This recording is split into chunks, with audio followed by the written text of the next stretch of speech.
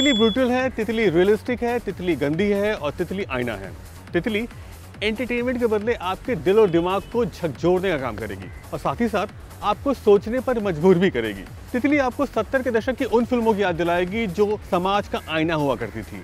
लेकिन साथ ही साथ मैं एक बात भी कहूँगा, अगर इस हफ्ते यानी कि इस वीकेंड पर आपको प्योर एंटरटेनमेंट चाहिए तो आप तितली से कोसों दूर रहें। लेकिन तितली में खूबी भी है कि आप इसे इग्नोर नहीं कर सकते हैं। कन्नू बहल की ये फिल्म आपकी सोसाइटी के पीछे जो स्लम एरिया है और उन गलियों में जो परिवार रहता है उनके बारे में है। गरीबी की हद और पैसे कमाने की चाहत एक परिवार को किस हद तक जाने पर मजबूर कर देता है, ये सब कुछ तितली में बखूबी दिखाया गया है। आज के ज़माने की फिल्मों में अगर गाने या फिर कोई बैकग्राउंड स्कोर ना हो तो वो एक तरह से आग से खेलने के बराबर ही होता है। तितली में ना कोई गाना है और ना ही कोई बैकग्राउंड स्कोर या फिर ना ही दिल लुभाने वाले फ्रेम्स। तितली सिर्फ और सिर्फ अपने स्ट्रॉन्ग और रियलिस्टिक परफॉर्मेंसेस के बेसिस पर आगे बढ़ती है। कहानी है 3 भाइयों की। सबसे बड़ा यानी कि विक्रम एक सिक्योरिटी गार्ड है, दूसरा यानी कि बाबला एक पेट्रोल पंप पर काम करता है और तीसरा यानी कि तितली ये दुनिया से जूझने की ताकत जुटा रहा है। जाहिर सी बात है इनको हमेशा पैसे की किल्लत रहती है, इसलिए इनका दूसरा धंधा छिनैती और फिरौती का है। कुछ कारणों से सबसे छोटे भाई यानी कि तितली की शादी हो जाती है और उसके बाद फिल्म का प्लॉट भी बदल जाता है। इसके पहले हिंदी फिल्मों में रणवीर शोरी हमेशा से छोटे मोटे किरदार में ही नजर आते थे, लेकिन इस फिल्म के बाद उनके टुवर्ड्स लोगों का नजरिया जरूर बदलेगा।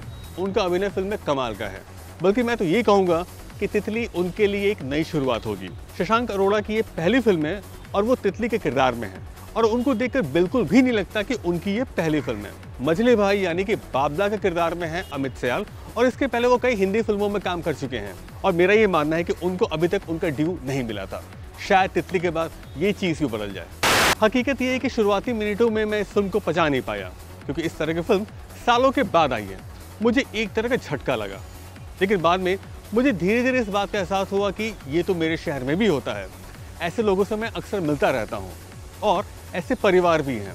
बस आप इतना समझ लीजिए कि अगर सूरज बरजात्या की फिल्म में नॉर्थ पोल है तो दिवाकर बैनर्जी की ये फिल्म साउथ पोल है। तितली में इतनी कुवत है कि ये फिल्म आपके मुंह का जायका बिगाड़ सकती है, क्योंकि इस फिल्म में आपको दिखाई देगा खून से लथपथ एक चेहरा, हथौड़ी का दूसरा इस्तेमाल, गंदी गलियों की सैर और 2 रूम के मकान में 5 लोग कैसे रहते हैं। उसी रूम में अगर एक भाई चाय पी रहा है तो दूसरा भाई उसके बिल्कुल बगल में ब्रश कर रहा है और उसके गले से आवाज़ें भी निकल रही हैं। तितली सोसाइटी के कोने की एक तस्वीर है। एक तबका होगा जो उस फिल्म के तारीफों के पुल बांधेगा और दूसरा तबका इसको गाली देगा और ये भी पूछेगा कि इसमें एंटरटेनमेंट कहाँ है भाई। अब मेरा काम है इन दोनों के बीच एक बैलेंस बनाना और मेरा बेसिस होगा कि फिल्में समाज का आईना होती हैं। इस फिल्म को मैं 3 स्टार दूंगा और ये भी कहूँगा कि जिन लोगों की श्रद्धा शाहरुख खान और सलमान खान की फिल्मों में होती है वो फिल्म से दूर रहें तो बेहतर होगा। लेकिन जिनके लिए नसरुद्दीन शाह या श्याम बेनेगल खुदा हैं वो इस फिल्म को मिस नहीं कर सकते।